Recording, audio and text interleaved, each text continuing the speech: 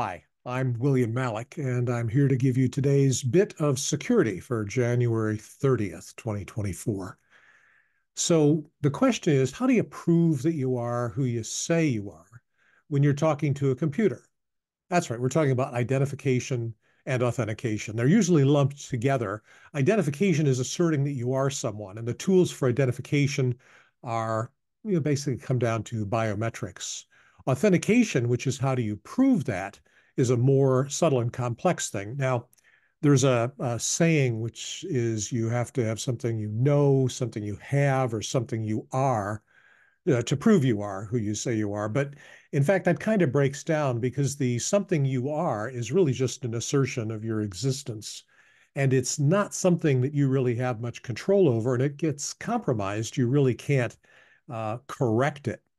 And that's becoming a significant problem because it now turns out that with good, 4K video, you can actually get a repeatable iris scan off of somebody. With generative AI, you can build something that sounds an awful lot like a person's voice, resembles their likeness. So biometric authentication really isn't that much of a technique. So it comes down to something you know or something you have. But what's the thing you have? Well, the thing you have is going to be a token or a device that provides an answer to a question, participates in some kind of a key exchange, something like that. The problem with something you know, a password, is that we were taught wrong on how to construct passwords early.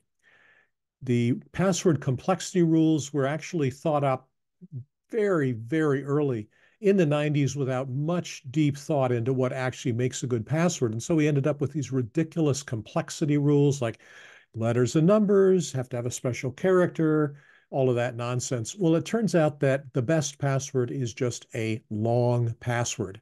If you want a good password, and there are situations where you have to rely on them, just look around the room, find a favorite book, and pick out a password like, "My name is Sam, I like green eggs and ham." Okay, now don't use that one because I just did and everybody knows it. But that kind of a password has 26 characters, which gets you something like 6 times 10 to the 26th power variations, like trillions of years to crack that password through guesswork. And even if they see a bunch of books by Dr. Seuss on your shelves, how would they know which one, which slogan? So just use a long password if you have to use a password. If not, you can use a device.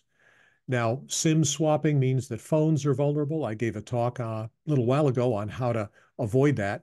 A man-in-the-middle attack makes it fairly easy to swipe credentials.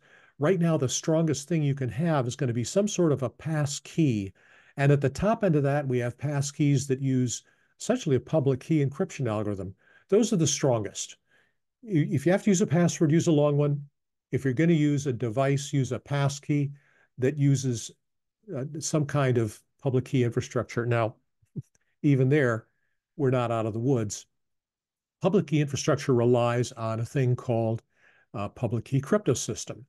And that's a mathematical problem that is fairly easy to calculate, but very difficult to reverse engineer.